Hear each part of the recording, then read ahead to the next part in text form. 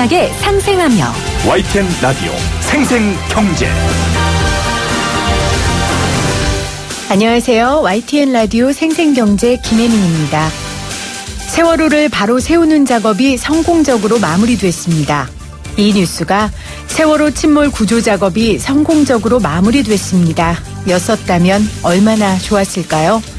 세월호가 침몰한 지 4년 만에 드디어 바로 섰습니다. 이 장면을 보며 안타깝게 떠난 아이들이 다시 돌아오지는 못하지만 우리 사회에 바로 세워져야 하는 수많은 것들이 세월호처럼 다시 세워지길 간절히 기도했습니다. 잘못된 관행, 갑질이라는 이름의 악행, 재벌 경영의 폐회와 같은 것들 말입니다. 세월호가 우리 앞에 다시 나타난 오늘 2018년 5월 10일 YTN 라디오 생생경제 지금 시작합니다.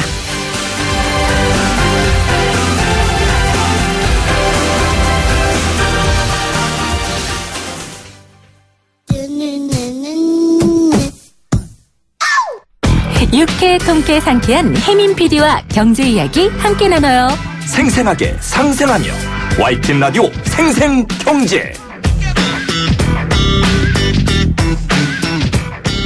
오늘 가장 뜨거운 경제 뉴스를 제일 생생하게 전해드리는 시간입니다. 오늘은 상암동 이야기를 좀 해야겠습니다. 상암동에는 방송사가 참 많이 있습니다. YTN 건너편에 MBC가 있고요.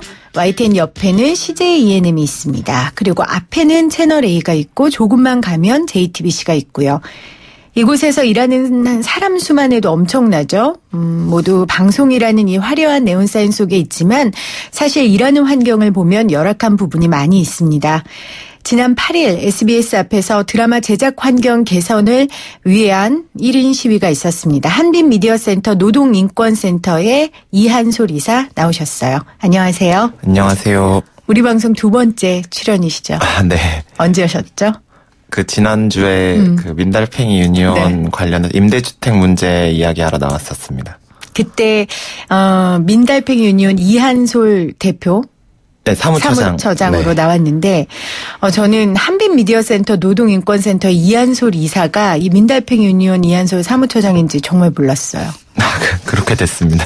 네. 네. 섭외하면서 굉장히 놀랐는데 놀란 게 단지 두 가지 단체의 대표여서 놀란 게 아니라 열악한 방송 제작 환경 문제를 제기하며 이제 스스로 목숨을 끊은 고 이한빛 PD의 동생이 이한솔 이사라는 게 참 놀랐습니다. 네. 네. 그래서 그날은 제가 굉장히 웃으면서 맞이했는데 오늘은 웃음이 안 나오네요. 네. 2016년이죠. 네네네. 네. 얼마 안 됐어요. 네. 한 1년하고 조금만 반 정도가 네. 지났죠. 네. CJ ENM이 우리 회사 옆에 있어서 네네. YTN 옆에 있어서 상암동 오는 게 쉽지 않으셨을 것 같아요. 그렇지만 어쨌든 CJ ENM을 비롯해서 우리가 바꿔야 하는 어떤 방송의 문화나 구조들이 저의 과제이기 때문에 네. 이제는 크게 걱정 없이 오고 있는 편이긴 합니다. 네. 이한빛 PD의 그 뉴스를 저도 접하고 같은 PD로서 참 마음이 아팠고요. 또 이한빛 PD의 어머님이신 그 김혜영 씨에 관련된 기사. 그 엄마는 혼자서 회견문을 써내려 갔다라는 제목의 기사를 보고 저도 엄마로서 참 많이 울었습니다. 그 가족들의 멍이 평생 없어지지 않겠지만 그래도 지금 가족들이 어떻게 지내고 있는지가 좀 궁금합니다. 다들 각자의 영역에서 최선을 다해서 이제 극복하려고 하고 있고요. 그리고 또 형이 바랬던 어떤 세상의 모습들이 있으니까 네. 그걸 조금씩이나마 이렇게 분담해서 대신 이루어주고자 이렇게 노력하며 살고 있는 것 같습니다. 네. 아마 보도를 통해서 청취자분들도 이한빛 PD에 관련된 이야기를 들으셨을 겁니다. 형의 이야기를 동생이 다시 한번 한다는 게 좀 마음 아프지만 또 형의 이야기를 해야 오늘 우리 주제를 이야기하니까 좀 나누도록 하겠습니다. 네네. 제가 보도에 나온 그 이한빛 PD의 유서한 부분을 제가 좀 읽어도 될까요? 네네. 네. 하루에 20시간 넘는 노동을 부과하고 2-3시간 재운 뒤 다시 현장으로 노동자를 불러내고 우리가 원하는 결과물을 만들기 위해 이미 지쳐있는 노동자들을 독촉하고 떠밀고 제가 가장 경멸했던 삶이기에 더 이어가긴 어려웠습니다. 이게 이한비 PD의 유서인데요. TVN 드라마 혼술남녀의 조연출이었죠. 네.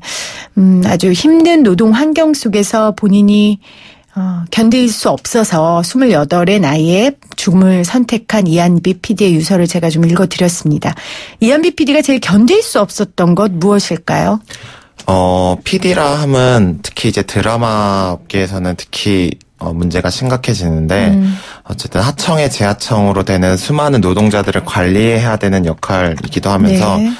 그 와중에 고강도의 노동들을 계속 부과해야 되는 그런 역할입니다. 본인도 한 명의 노동자이기 때문에 그 구조 자체를 바꿀 수도 없고 네. 착취를 관리자로서 이어가야 되는 그런 현실이 본인의 어떤 삶의 가치관과 맞지 않아서 힘들었다라고 생각됩니다.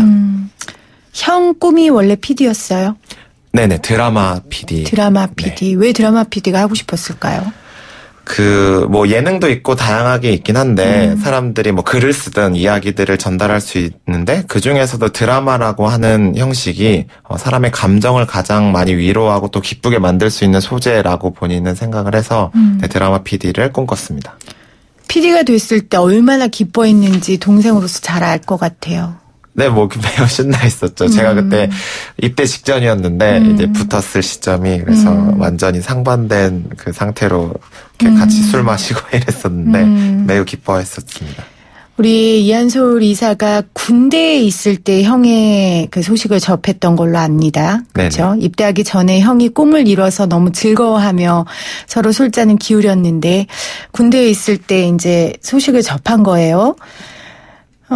그래서 형이 왜 그런 극단적인 선택을 할 수밖에 없었는지, 이한비 PD가 왜 그랬는지에 대한 노동 환경을 조사하기 위해 가족들이 직접 나섰죠. 네, 뭐 처음에는 그냥 진상규명이라고 할까요? 그 사실을 조금 알고 싶은데, 네. 그때 당시에 이제 CJ ENM에서 조금 과하게 반응을 해서 어머님한테 특히, 그래서 이 부분에 대해서 은폐된 것들이 너무 많은 것 같다라고 해서 어떤 사실들을 요구하는 차원에서 시작이 되었습니다. 어머님께 과하게 대했다, 은폐한 것 같았다는 어떤 부분입니까? 그러니까 이제 실종된 날, 그 선임 PD가 찾아와서, 네. 되게 많은 비난을 해요, 이제 어머니한테. 개인적인 비난. 개인적인 비난들 네. 하는 거죠. 이렇게 근무 태도가 불성실했고, 뭐, 우리 회사에 애착이 없었고, 그래서 뭐, 전혀 어울리지 못했다, 뭐 이런 얘기들 네. 하면서, 근데 이게 사실은 사람이 실종된 순간에 어떤, 절체절명의 순간에 그런 이야기들 하는 것들은 되게 그렇죠. 웃긴 말도 안 되는 이야기잖아요. 그건 예의가 아니죠. 네, 사람에 그렇죠. 대한. 네. 그런데 이제 어쨌든 책임들을 회피하려고 했었던 거죠. 그랬을 때 조금 더 사실이 제대로 알려지지 않으면 이렇게 오해가 남고 한 사람이 떠나게 될 것이라는 그런 불안이 있었고 그렇게 이제 자료들을 알아가야겠다는 네. 생각을 하게 되었습니다. 네. 그 이한솔 씨가 당시 그 조합원으로 있었던 청년 유니온의 도움도 받았고 네네. 여러 사람의 도움으로 왜 회사 생활이 노동 착취였을 수밖에 없었는지에 대해서 이제 조사를 하고 다니셨단 말이에요. 네. 어떤 근거로 그런 판단을 하셨습니까? 사실은 처음에는 회사랑 다이렉트로 이제 이야기들을 해서 그 진상들을 규명하려고 했는데 자료들이 잘 공개가 되지 않았고 네. 그래서 저희가 선택했던 거는 뭐 역설적이게도 그 드라마 업계가 워낙 그 하청이 많다 보니까 그런 계약직 종사자분들을 찾아다녔어요. 그래서 그분들은 CJ랑 직접적으로 이해관계가 있지만 또 한편으로 없을 수도 있어서 네. 그분들이 증언들을 해주셨고 그 자료들을 토대로 이 업계가 얼마나 문제가 심했는지를 확인할 수 있었습니다. 네. 그래서 이제 유가족들이 6개월간 조사를 하고 기자회견을 열었습니다. 국어교사인 어머니가 직접 회견문을 쓰셨다고 하던데요. 네. 그때 기견 때 이야기했었던 것들이 무엇이 있습니까? 기자회견 때는 한 사람이 얼마나 드라마를 사랑했고 그럼에도 불구하고 그 착취하는 구조에서 살아남을 수 없었는지를 이야기하는데 조금 집중했던 것 같습니다. 네. 지금 잠시 속보를 좀 전해드리도록 할게요. 오늘 미국인, 그 북한에 억류됐었던 미국인 3명이 석방됐는데요. 지금 미국에 도착한 걸로 나오고 있습니다. 관련된 내용들은, 자세한 내용은 저희가 이어진 뉴스에서 보도하도록 하겠습니다. 가족 품에 돌아간 저 사람들의 마음 아마 네. 우리 아버지 이용관 씨, 또 어머니 김혜영 씨, 또 우리 동생 이한솔 씨도 저 마음을 잘 알 것 같아요. 네네. 꿈일 것 같고 네. 형을 한 번이라도 더 만나보고 싶을 것 같고 먼저 떠난 아들의 얼굴을 한 번이라도 더 만져보고 싶은 부모님의 심정일 텐데요. 때마침 네네. 저런 속보가 나오네요. 그 기자회견 후에 네. CJ E&M 또는 그런 고용노동부 측의 반응이 있었습니까? 뭐 기자회견 후에는 네. 뭐 CJ E&M이 반응이 없었죠. 사실상 없었고, 뭐 공식적인 입장들을 내지 못했던 상황이죠. 왜냐하면 그 동안에 그 6개월의 그 공백 기간 동안 네. 뭐 저희와의 갈등 문제도 있었기 때문에 떳떳할 수 없었을 것 같아요. 그리고 문제들이 계속 드러난 상황에서 특별한 반응 없었고, 고용노동부는 현재 문제랑도 이어지는데 네. 이게 그 업계 종사자들이 명확하게 노동자성이 인정받지 못하는 경우들이 많기 때문에 어쨌든 어떤 식으로 접근해야 되는지를 어려워했던 걸로 들었습니다. 네. 그래서 그 알아보는 것조차도 어려워했었던 고용노동부가 어쨌건 이한비 PD가 이렇게 안타깝게 죽은 이후에 방송 노동 환경 변화를 위해 조사를 시작한 걸로 알고 있거든요. 네네. 물론 5개 부처 합동으로 이제 방송 문제들을 해결하기 위해서 그 현재 프로젝트로 진행이 되고 있는 부분이 있고, 이후에 근데 화육이나 여러 가지 헌슬람 예의 이후에도 사건들이 계속 터지면서 네. 이 부분을 좀 해결해야겠다 해서 뭐 저희 한빛센터든 뭐 청년 유니온이든 함께 모여서 TF를 구성해서 특별 근로감독을 요청을 했어요. 네. 그래서 그 특별 근로감독을 고용노동부에서 진행을 했고, 근데 현재 이게 이 프리랜서들이 노동자로 인정받을 수 있는지 없는지가 첨예한 문제다 보니까 네. 발표가 조금 지연되고 있습니다. 그 방송국에서 일하는 분들의 대부분이 이제 지금 말씀하신 대로 프리랜서의 고용 형태를 띠고 있기 때문에 네네. 이제 회사가 어디까지 그들을 보호해야 하고 어디까지의 권리를 인정해야 하느냐 아마 그런 문제들이 네네. 관건이 될 것 같은데요. 그래서 우리 이한솔 씨 또 이한비 PD 아버지, 어머니가 함께 한빛 미디어 노동인권센터를 설립하셨어요. 네네. 이 센터에 대해 좀 소개를 좀 해주세요.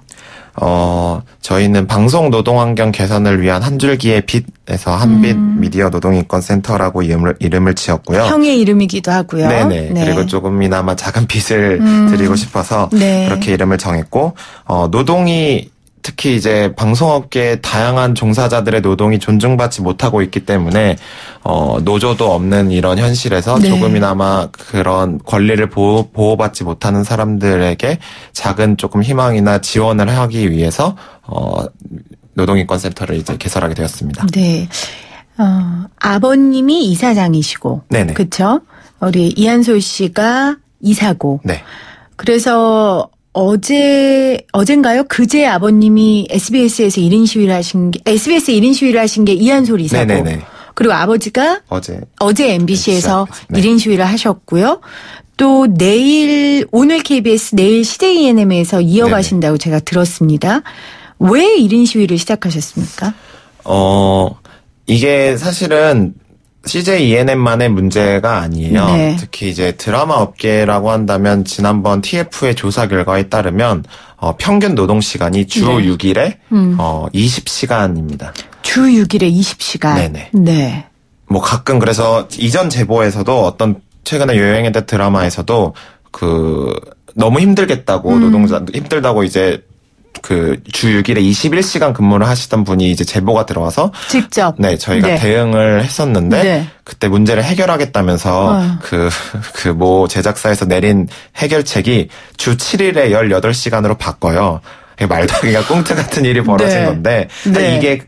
이게 어쨌든 정말 산업의 문제가 된 거예요. 그러니까 몇십 년간 문제 제기 못 해오고 자본의 흐름에 따라서만 이렇게 형성된 이 틀 자체가 바뀌어지지 않으면 CJ E&M 혼자 바꾼다고 해서 될 문제가 그럼요. 아니기 때문에 이런 무자비한 이런 방송 노동의 어떤 현실들을 바꾸려면 모든 방송사들이 같이 바꿔야 된다는 취지에서 돌아가면서 이제 릴레이 시위를 하게 되었고요. 네. 최근에 그리고 시크릿 마더라고 하는 SBS 드라마에서 가장 결정적으로 정말 초고강도의 노동이 벌어지고 있는 것들이 제보를 받기도 했었습니다. 어떤 제보를 받으셨어요? 이것도 마찬가지인데 여기도 한 주 6일에 22시간 20시간, 21시간 뭐 이 정도의 노동 강도가 있다는 것들이 이제 드러났죠.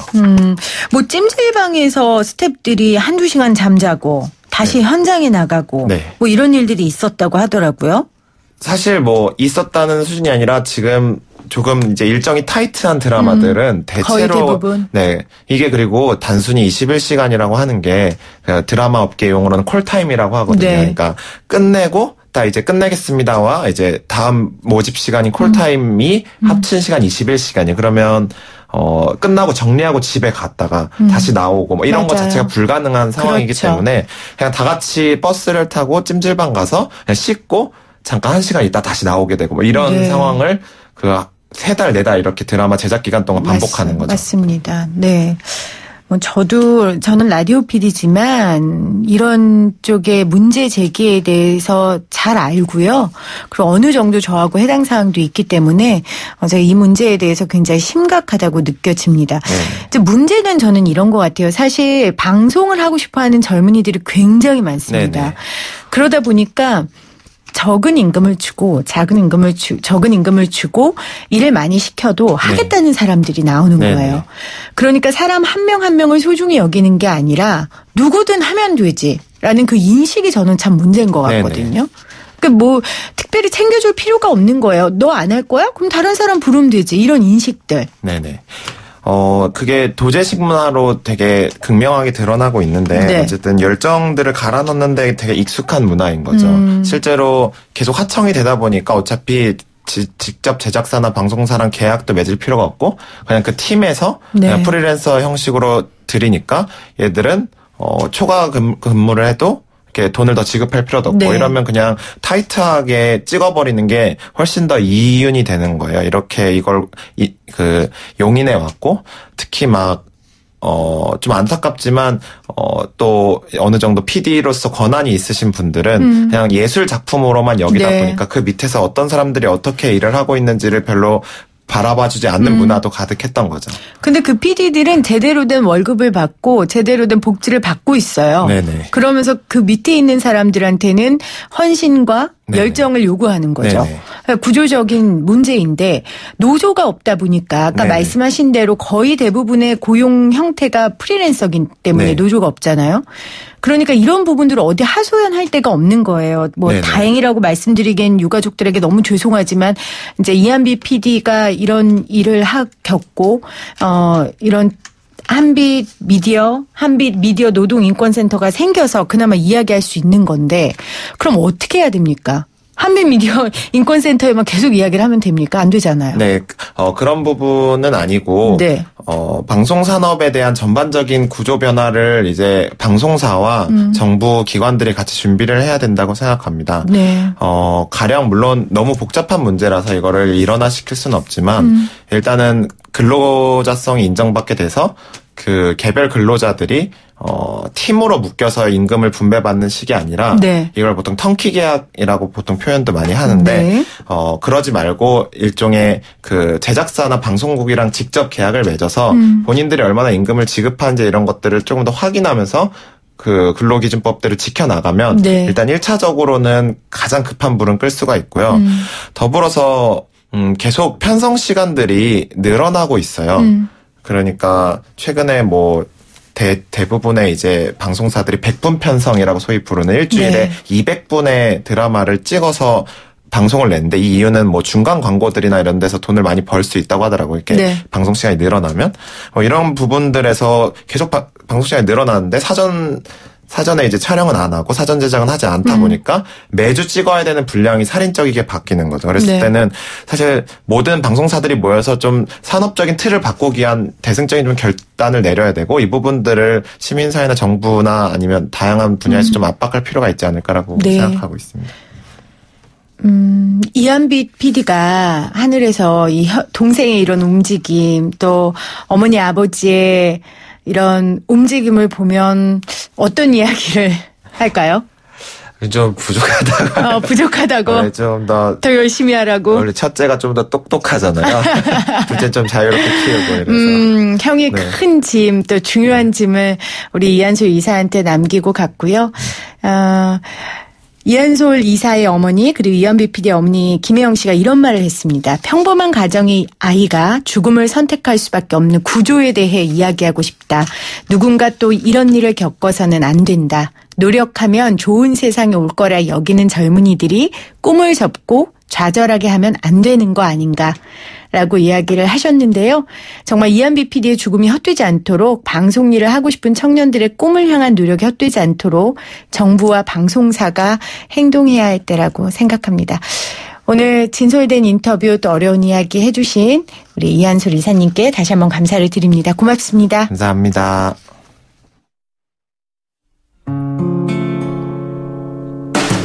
YTN 라디오 생생경제에서 여러분께 드리는 선물입니다. 밀리의 서재에서 전자책을 자유롭게 읽을 수 있는 3개월 무료 이용권을, 한국경제신문에서 다양한 경제서적을, 나도 읽고 싶다. 100% 영미권 1:1 프리미엄 화상영어 클라소에서 1개월 이용권, 나도 공부하고 싶다. 자연으로 빚은 톡 쏘는 아름다움, 주식회사 테미스의 테미스 센텔라 탄산팩 세트, 유해 성분 없는 순하고 순한 보습크림 아이스크림 크림, 나도 쓰고 싶다를 보내드립니다. YTN 라디오 생생경제 오늘 드라마 제작 현장의 환경에 대한 이야기, 문제점들 함께 나눴는데요. 이게 어디 드라마 제작 현장만 아니면 미디어 제작 현장만의 문제겠습니까? 여러분들 계시는 일터에서도 이런 부당한 노동 또 아주 부적합한 일들이 많이 일어날 거라고 생각합니다. 오늘 생생 퀴즈 대신해서요. 여러분들의 이야기를 좀 듣고 싶습니다. 여러분들이 겪고 있는 부당한 노동, 대우 이런 것들 저희 생생경제에 제보해 주세요. 함께 나누고 함께 공분하고 함께 울고 웃도록 하겠습니다. 샵 0945 우물정 0945로 여러분의 이야기 기다리도록 하겠습니다.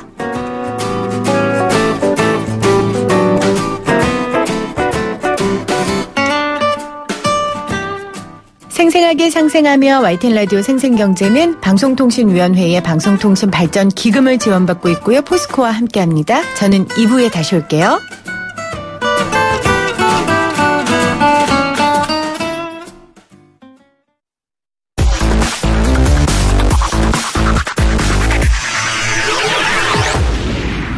생생하게 상생하며 YTN 라디오 생생경제. 돈은 잘 쓰는 거다. 생생하게 돈 쓰는 법. 대한민국 경제 프로그램에서 돈 버는 법이 아닌 돈 쓰는 법을 알려드립니다. 생생하게 돈 쓰는 법 소비자 CNI 조윤미 대표입니다. 안녕하세요. 네, 안녕하세요. 네. CNI 소비자 연구소. 어머, 저 뭐라 그랬어요? 네, 소비자 CNI. 아니, 아유, 정말 죄송해요. 제가 오늘 생생 인터뷰 때 너무 마음을 다해서 인터뷰를 해가지고. 네네. 우리 CNI가 커뮤니케이션 앤 네. 이슈라고 그래서요. 네. 소통과 이슈 이런 뜻인데요. 네. 소비자 운동이 뭘 하는 거냐 그러면은 소비자와 소통하는 것. 그다음에 소비자가 겪는 사회적인 문제들, 이슈들에 네. 대해서 대응하는 거. 이 두 가지로 설명하면 거의 다다 이렇게 얘기할 수가 네. 있죠. 그래서 CNI라고 붙였어요. 네. 말씀 나오신 한 번 더 정확하게 CNI 소비자 연구소입니다. 네네. 여러분 오늘 생생하게 돈 쓰는 법 CNI 소비자 연구소 조윤미 대표님과 함께하도록 하겠습니다. 네. 제가 방송을 통해서도 여러 번 말씀드린 적이 있는데요. 우리 집 아이들은 택배 아저씨가 산타 할아버지입니다. 네.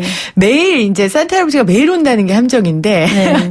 배달 서비스나 정말 택배 문화는 우리나라가 최고가 아닐까 싶은데 어떤가요? 그러니까 우리 뭐 그 이름을 붙여서 뭐 무슨 민족 막 이렇게 배달의 민족. 네, 배달의 민족. 이 배달의 민족이 그 배달의 민족이군요. 전 세계적으로 가장 배달 서비스 택배 문화가 발달한 네. 그런 나라가 아닐까 하는 생각이 좀 드는데요. 이게 이제 방송 판매가 굉장히 많고 네. 우리나라 홈쇼핑이 17개입니다. 전 세계에서 가장 많아요. 방송에서 물건을 파는 채널을 운영하는 게 그게 우리나라가 제일 많아요? 제일 많습니다. 거의 독보적으로 많죠. 2배 이상 된다고 보시면 돼요. 모바일이나 인터넷 같은 걸 이용한 전자상거래도 굉장히 발달되어 있습니다. 그렇기 때문에 결국 이런 것들이 다 배달을 통해서 그렇죠. 택배를 통해서 와야 되기 때문에 네. 이제 같이 이런 택배 문화가 발달해 간다 이렇게 보시면 될 것 같고요. 네. 저도 이제 굉장히 택배를 많이 이용하는데 저희 집이 연립주택 4층인데 엘리베이터가 없어서 뭐 물건을 조금만 사도 들고 올라가는데 정말 너무 힘들어가지고요. 그렇죠. 좀 무게가 나간다 이러면은 배달을 이용하는 경우들이 많습니다. 생수 같은 거. 네네. 네. 대표적이죠. 네. 우리 방송 듣는 택배 기사님들 많은데, 네. 기사님들 다시 한번 감사드립니다. 네, 그렇습니다. 그런데 이 최근에는 이 저렴하고 편리한 배달 문화가 조금 바뀌고 있다 그러더라고요. 그동안은 사실 우리는 뭐 배달을 한다고 해서 추가로 비용을 더 내는 문화가 아니었어요. 그냥 서비스의 하나로 됐는데 이제 인건비가 올라가면서 그냥은 이렇게 못하겠다. 이제 이런 움직임이 생깁니다. 그래서 배달을 시키거나 할 경우에는 가격을 추가하는 그런 경우가 생기고 있는데요. 네. 최근에 이제 한 치킨 프랜차이즈에서는 2,000원씩 더 받겠다. 이렇게 시작을 했죠. 2,000원씩. 네네. 네. 예를 들면 치킨 한 마리 주문하면 18,000원 하는데 거기에 2,000원 추가하면 한 2만 원이 넘어가는 이제 그런 금액이 되는 거고요. 그 다음에 최소 그 배달 그 기준, 그러니까 예를 들면 10,000원어치 이상 사야 배달해주겠다. 뭐 이런 것들이 이제 추가로 늘어나고 있고요. 지금은 가맹점 단위에서 부분적으로 이제 이런 것들이 이루어지지만 본사 차원의 논의도 지금 진행하고 있어서 전체적으로 프랜차이즈 같은 경우에 일정한 금액을 이제 배달하는 경우에는 물리는 그런 것들이 조만간 도입되지 않을까 생각이 들어서 이제 이런 경우에 우리가 좀 어떻게 잘 활용할까, 잘 쓸까 이런 궁리를 좀 해야 되는 그런 시점에 와 있는 것 같습니다. 언젠가 저도 그런 이야기를 들은 것 같아요. 우리나라가 이런 서비스 비용이 굉장히 싸다. 네, 저렴하다. 그러니까 미국 같은 경우에는 택배를 집 앞까지 절대 배달 안 해준다고 하더라고요. 네, 그렇죠. 그래서 그걸 약간 이제 소비자 입장이 아니라 경제적 입장에서 보면 인건비를 저렴하게 그런 일을 하시는 분들의 인건비를 굉장히 저렴하게 책정함으로써 그런 서비스가 오히려 많아지는 그런 부분도 분명히 있습니다. 소비자 입장에서는 좀 편리한 것도 있지만 그 계속적으로 갈 수 있는 시장 구조는 아니다라고 우리도 이제 생각을 좀 해야 될 필요가 있는 것이죠. 네네. 이제 우리가 당연하게 누리던 그런 배달 서비스가 아마 변화할 것 같다라고 대표님 말씀해 주셨는데 그렇다면 노하우 어떤 게 있을까요? 우선 지금 배달 앱을 굉장히 많이 이용을 하고 있어요. 그래서 이제 개별적으로 주문하는 그러니까 업체에다 직접 개별적으로 전화해서 주문하는 것과 배달 앱을 놓고 보면 배달 앱이 지금 훨씬 더 많이 증가를 하고 있는데 이 배달 앱은 기본적으로 그 업체에서 이 배달 앱을 운영하는 곳에다가 평균 한 10% 이상의 수수료를 내야 됩니다. 그래서 우리나라 대표적인 배달 앱 3사는 평균 12.5%의 수수료를 받고 있어요. 이것도 꽤 크지 않아요? 큽니다. 그리고 광고를 거기 배달 앱에 광고를 올리게 돼 있는데 위에 눈에 잘 띄는데 올리려면 3% 더 내야 돼요. 그러니까 이 비용이 만만치 않죠. 예를 들면 10,000원짜리를 내가 주문을 받는다 그러면 그중에 약 13%에서 15%가 배달 앱이나 거기에 광고비로 들어간다는 거죠. 그래서 직접 주문했을 경우에는 사실 그만큼 더 저렴할 수도 있는 거거든요. 그래서 배달 앱 간의 가격도 좀 비교해 볼 필요가 있고 직접 주문했을 때 내가 좀 더 저렴하게 살 수 있는지 이런 것들도 확인하시고 그다음에 자주 이용하시는 경우에는 직접 주문할 수 있도록 업체 리스트를 나름대로 정리해 갖고 계시면 훨씬 더 유용하게 사용할 수 있다. 그래서 지금까지 우리가 익숙해져 있는 배달 앱만 가지고 활용하는 거는 이제 조금씩 방법을 바꿔나가야 되지 않을까 이제 그런 생각을 좀 하게 됩니다. 그래서 가격 비교 또 업체 간의 비교 이런 것들 좀 보실 필요가 있다 이렇게 얘기를 드리고 싶어요. 네네. 분명히 이런 배달 앱별 비교하는 앱 어플리케이션 네네. 또 나왔을 것 같아요. 있죠? 네, 많이 있습니다. 그 가격 비교도 하고 하는데 또 거기에 맛이나 뭐 이런 것도 비교하기도 하고 또 어떤 업체는 특정한 배달 앱에만 올라가 있고 딴 데는 없고 뭐 이런 경우도 있을 수가 있어요. 그래서 그걸 좀 비교해보는 그런 제품을 좀 팔아야 되는 거죠. 예, 효율적으로 이용하기 위해서는. 우리 그런 얘기야. 예뻐지려면 부지런해져야 된다고. 밤에 이거 기초 화장품 많이 발라야죠. 택배란다. 팩 붙여야죠. 택배가 입에 붙었어요. 팩 붙여야죠. 이런데 똑똑한 소비자 되려면 진짜 부지런해져야 될 것 같아요. 진짜 부지런해야 되고 알아야 될 것도 많고 또 알아야 되는 게 예전보다 훨씬 복잡하고 전문적으로 내용들이 들어가기 때문에 정말 똑똑하고 합리적인 소비자가 되려면 정말 공부 많이 해야 됩니다. 근데 또 안 그러면 호갱이 돼요. 맞아요. 근데 소비자가 똑똑하고 합리적이 되면요. 이 물건 판매하시는 분도 더 똑똑해지려고 애쓰세요. 왜냐면 그 소비자들을 또 설득시켜서 판매해야 되니까. 그렇습니다. 네네. 그래서 우리나라 시장이 굉장히 이렇게 뭐랄까 서비스 같은 게 또 잘 돼 있는 부분들이 소비자들이 또 그만큼 부지런하고 여러 가지를 알아서 비교도 하고 정보 소통을 많이 하기 하기 때문에 시장이 또 발전해가는 것도 있습니다. 맞아요. 네. 그 배달 서비스 중에 대표적인 게 이제 택배니까요. 네. 오늘 생생하게 돈 쓰는 법에서 이 택배 이용 꿀팁 좀 네. 알려주시면 좋을 것 같아요. 네. 택배는 그냥 뭐 습관적으로 그냥 뭐 오면 받고 그냥 보낼 때 그냥 쓰고 이렇게 하는 거라고 생각하는데 사실 네. 자세히 들어가 보면 우리가 또 그 놓치는 것들이 좀 있습니다. 우선은 이제 가격 비교에 대한 걸 좀 말씀드리고 싶고요. 네. 두 번째는 인도 예정일, 그러니까 내가 정확한 날짜에 받을 수 있고 네. 또 보낼 때도 정확한 날짜에 그분이 받을 수 있도록 하려면 어떻게 해야 되나? 그다음에 운송물의 그 가격을 거기 이제 운송장에 쓰게 돼 있는데 요 세 가지를 반드시 해라라는 중요하죠. 말씀을 좀 드리고 네. 싶어요. 우선 가격을 보면은 뭐 대표적으로 예를 들면 우체국 택배하고 편의점에서 이렇게 보내는 택배들이 있는데 맞아요. 자세히 자세히 들여다보시면 우체국 같은 경우에는 2kg까지는 동일 가격이에요. 2kg까지는 동일 네네. 가격. 그런데 편의점 같은 경우에 350g부터 50g 단위로 가격이 다 다르게 책정되어 있습니다. 조금씩 그렇군요. 차이가 있어요. 그래서 네네. 예를 들면 우체국은 2kg까지는 무조건 4,000원. 일반 택배는 뭐 5,000원 이렇게 돼 있는데 편의점 가서 보시면 350g 이하는 2,600원 보통. 뭐 조금씩 차이는 있을 수 있는데요. 그 이상 되면 50g마다 조금씩 가격이 오르기 시작합니다. 그러면 뭐냐면 2kg 이내 되는 거 그런 경우에는 내가 가벼운 거 이런 네. 경우는 편의점이 훨씬 유리할 수가 있고 또 그 넘어가는 경우에는 그렇네요. 또 일반 택배나 우체국 택배나 이런 게 더 유리할 수도 있고 네네. 또 그걸 좀 비교해 보실 필요가 있습니다. 그래서 택배라고 해서 다 같은 게 아니다. 좀 보실 필요가 있고요. 두 번째는 가장 소비자 불만이 많은 게 배송 지연이에요. 이거 배송 지연. 정말 그래요. 네. 저는 어린이날에 맞춰서 아이 선물 택배로 조금 싸게 받아보려고 네네. 했는데 지금까지 안 오고 있어요.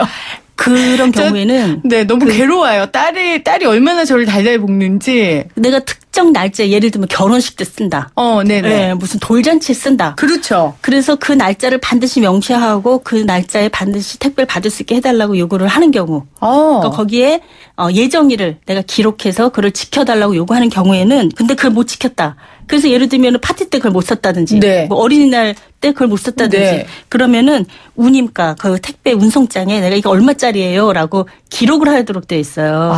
근데 우리가 습관적으로 그 기록 잘 안 하는데 안 반드시 하죠. 기록하셔야 됩니다. 예를 들면 내가 굉장히 고가의 제품을 택배를 네. 보낸다. 이게 100만 원짜리다. 그럼 그렇게 기록을 하면 그거의 2배, 200%까지를 배상하도록 되어 있습니다.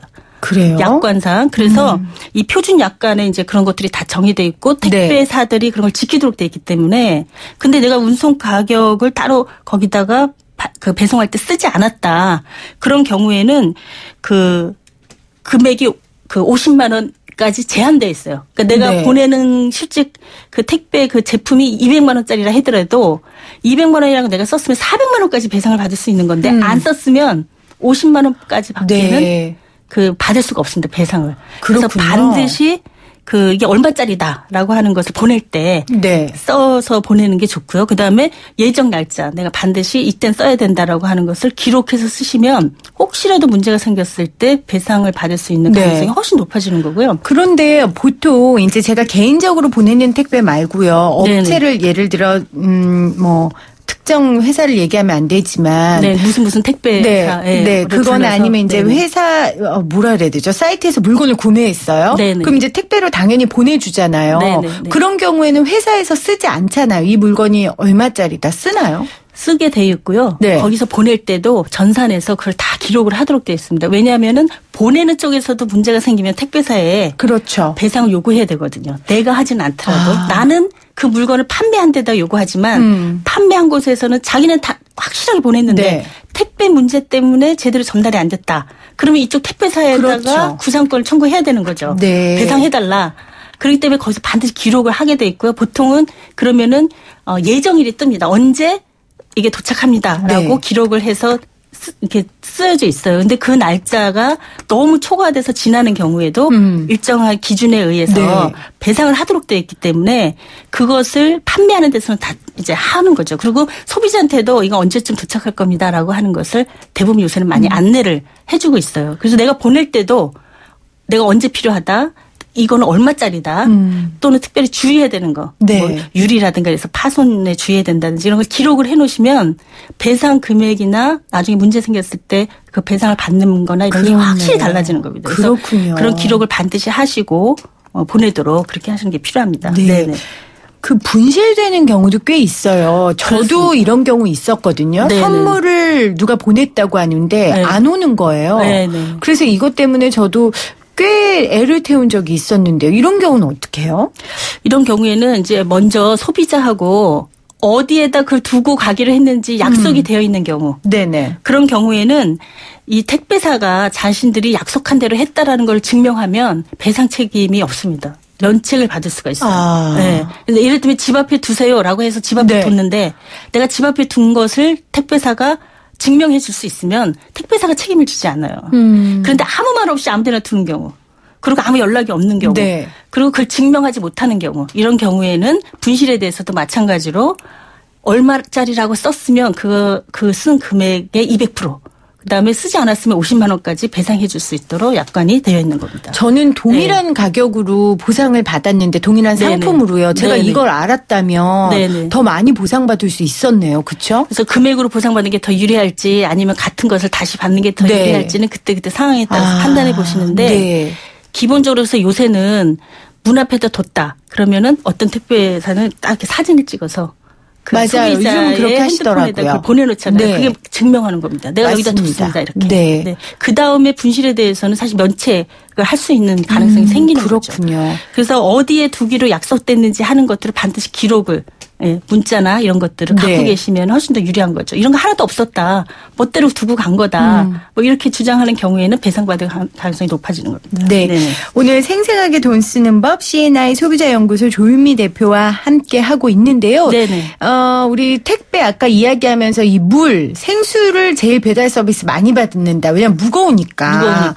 그 이야기했는데 생수 이야기도 좀 해보죠. 예전에 네네. 막 선생님이 니네 조금 있어봐라 물 먹는 세상 온다 이랬을 때 무슨 물을 사 먹어 막 이랬잖아요. 네네. 요즘 물 사 먹는 거 너무 당연하게 됐어요. 그러니까요. 물이 지금 기름보다 비싸졌어요. 지금 생수가 500ml짜리가 뭐 1,000원에서 한 1,300~400원 뭐 이렇게 가는데 지금 휘발유 1리터 가격이 지금 한 1,500원대 하잖아요. 그러니까 이 기름보다 휘발유보다 물값이 더 비싼 세상이 실제로 왔고요. 세상에나. 이 생수 시장이 지금 거의 1조 원 시장입니다. 엄청나게 증가했죠. 우리나라 처음 생수 제품이 나온 게 1992년이에요. 네.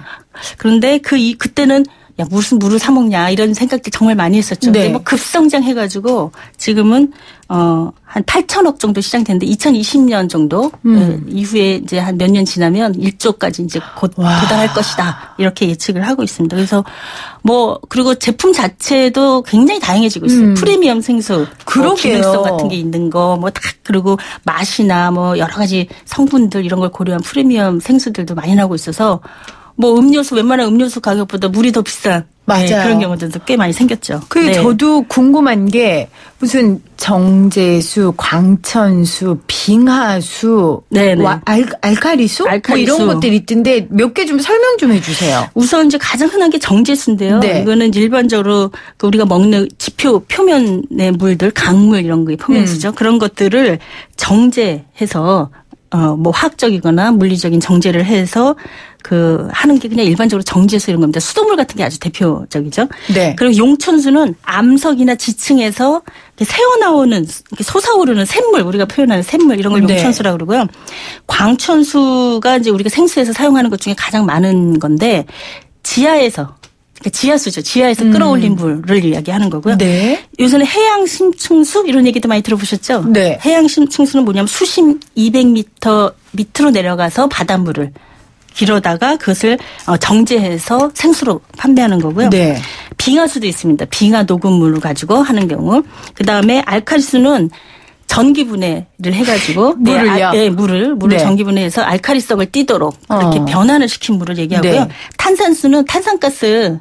요새는 탄산가스를 가정에서 이렇게 주입하도록 하는 것이 나오잖아요. 네. 그렇게 정제된 물에다가 탄산가스를 넣어서 탄산수 같은 느낌이 나도록 하는 뭐 이런 거 있습니다. 그래서 굉장히 다양하게 그렇게 제품화되어 있는데 기본적으로는 정제 과정을 일정 정도 거치고 균이나 이런 게 없어야 되기 때문에 기본 그런 이제 과정들 거쳐서 나오는 제품이다 이렇게 보시면 될 것 같아요. 네. 네네. 그 생수도 가격이 천차만별인데 네네. 그 세상에서 가장 비싼 생수 1위가 아우름 79라는 거래요. 아 그래요? 그래서 얼마 정도 하는데요? 이게 얼마냐면요. 네. 일십,백, 천만, 십만, 백만, 천만, 10억. 제가 지금 인터넷을 지금 보고 있는 거거든요. 네. 아, 이게 맞나요? 맞네요. 10억 정도로 호가한대요. 그러니까 사람이 그 500ml 기준에서 하루 1리터씩 1611년을 마실 수 있는 돈이랍니다. 네네. 거기는 특정한 어떤 뭐 원산지가 어디냐, 또 성분이 뭐 특별한 게 들어있거나 네. 뭐 이런 좀 차별성 있는 뭔가를 만들어낸 거겠죠. 유럽의 가장 좋은 수원지 중 하나인 독일 세인트 레온하르트 광천수가 담겼대요. 네. 그리고 이 잔이 금과 다이아몬드 크리스털로 도배가 되어 있답니다. 네. 아, 그리고 잔값이 더 나갈 것 같은데. 그러겠네요. 네, 뭐 평생 먹을 일은 네. 없을 것 같고요. 네. 진짜 이거 뭐 생순, 이게 물값인지 금값인지 헷갈릴 정도인데요. 아무튼, 그런데 이제 중요한 건 아무리 네. 이런 비싼 생수라 하더라도 유통기한이 있다는 거. 네네. 그래서 유통기한을 확인하고 먹어야 되는 건데요. 어느 정도 돼요? 그 생수 유통기한은 6개월에서 12개월로 정해져 있는데요. 네. 일반 정제수는 6개월, 그다음 해양 심층수는 10여 개월까지 그 유통기한을 설정할 수 있도록 되어 있고요. 네. 만약에 내가 유통기한을 더 길게 하고 싶다. 그러면은 과학적인 실험을 한 근거를 가지고 도지사나 지자체에 네. 허가를 받아야 됩니다. 만드는 사람이? 만드는 네, 사람이. 네, 네. 그래서 내가 이거는 24개월 유통시켜도 문제가 없는 겁니다라고 하는 것을 이제 분석해가지고 제출해서 허가를 네. 받아야 돼. 그러면 이제 유통기한을 하는데 굳이 이제 그렇게 잘 안 하고 보통 6개월에서 12개월 정도로 표시를 해요. 제조일 기준으로 했을 때 이제 그 기간이죠. 그게 물도 물이지만 물은 사실은 크게 변질되지는 않습니다. 왜냐하면 대부분 다 균을 완전히 제거하고 제품화 하기 때문에 네. 개봉하지 않는 한은 이제 유통기한이 지나도 크게 문제가 되지는 않는데요. 오히려 플라스틱 그 병, 그러니까 이 생수통 네. 이게 오랫동안 유통되는 과정에서 파손되거나 네. 균열이 생기거나 네. 그게 이제 오히려 변질의 원인이 될 수가 있어요. 그래서 그 기간 안에 대부분 다 소비하는 것이 안전하다라고 생각들을 하고 있습니다. 네. 기간을 그렇게 정하고 있죠. 네, 6875님께서 문자 보내주셨는데 진짜 물맛이 다르냐고 보내주셨거든요. 정말 물맛이 달라요? 그 물맛이 다르다는 주장들을 많이 하는데 네. 사실 물맛을 좌우하는 것은 온도입니다. 물의 온도. 그래서 10도에서 15도씩 그러니까 약간 시원한 정도의 물을 마셨을 때 가장 맛있게 느껴진다고부터 얘기들을 해요. 그래서 네. 우리가 뭐 이것은 어디에서 나왔기 때문에 물맛이 좋다 이렇게 얘기하는데 아까 말씀드린 것처럼 그 소독을 해야 되기 때문에 위생관리를 해야 되기 때문에 정제 과정을 다 거치고 병에 네. 담아야 되죠. 네. 유통해야 되죠. 그러니까 원산지에서 막 나온 물을 그대로 마시는 게 아니기 때문에 제품이 뭐냐에 따라서 맛이 차이가 있거나 그런 건 거의 없습니다. 그래서 저는 사실은 이제 수돗물 집에서 직접 마시는 경우도 굉장히 많은데요. 네. 사실 지금 직접 수돗물을 마시는 비율은 1.2% 정도밖에 안 돼요. 그게 조사에 나오면. 홍보는 적극적으로 네네. 하시던데 저도 사실 잘 안 안 돼요. 되잖아요. 그리고 네. 냄새도 나는 것 같고 네. 하는데 제일 좋은 건 뭐냐면 수돗물을 유리병에 담아서 냉장고에 좀 넣어놓으면은 염소 소독을 위해서 들어갔던 염소도 다 날아가고 네. 그리고 온도가 수돗물을 바로 받으면은 그 정도 온도가 안 되는데 냉장고에 좀 넣어놓으면 10도에서 15도씩 정도 됐을 때 네. 가장 맛있게 느껴질 수 있어요. 그리고 기능성 이것저것 얘기하는데 네. 채소 좀 넉넉히 드시면 얼마든지 채울 수 있는 정도의 미네랄 양입니다. 크게 네. 의미가 없어요. 네. 그러니까 그냥 물을 충분하게 위생적으로 잘 관리된 깨끗한 물을 충분하게 자주 드시는 거. 이게 네. 최고다. 이렇게 말씀드리고 싶습니다. 그게 최고랍니다, 여러분들. 네, 오늘 CNI 소비자연구소 조은미 대표와 함께 생생하게 돈 쓰는 법 알아봤습니다. 대표님 고맙습니다. 네, 감사합니다. 2402님 영화 연장 막내입니다. 영화 크랭크인하고 크랭크업 할 때까지 하루 4시간 이상 자본 적 없어요. 더 이상 꿈이라는 이름으로 노동이 희생되지 않았으면 좋겠습니다. 4242님 경단녀였는데 다시 회사 들어갔어요. 그전 경력 싹 없어지고 일만 더 하고 있습니다. 라고 보내주셨네요. 이 땅의 노동자가 정당한 대우를 받는 그날까지 YTN 라디오 생생경제 열심히 하도록 하겠습니다. 지금까지 김혜민이었습니다. 이 프로그램은 방송통신위원회의 방송통신발전기금으로 만들어지고 있고요. 포스코와 함께합니다.